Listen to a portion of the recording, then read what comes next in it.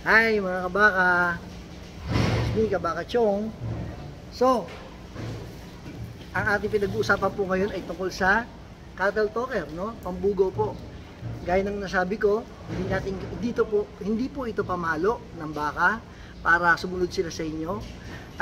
Hindi po natin kailangan sumigaw para sumunod ang baka sa inyo. Hindi po natin kailangan na bugawin sila sa pamamagitan ng pagbali ng buntot o sa paggamit ng mga steel, no? Masasaktan po ang baka, may stress, at magre-resulta ito sa poor eating quality.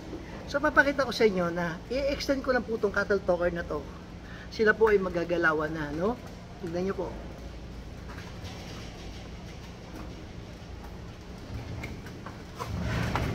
Kung gusto ko silang papuntahin doon, mag-a-apply lang po ako ng pressure dito. Pressure ay ang unti-unting paglakad po. Ayan.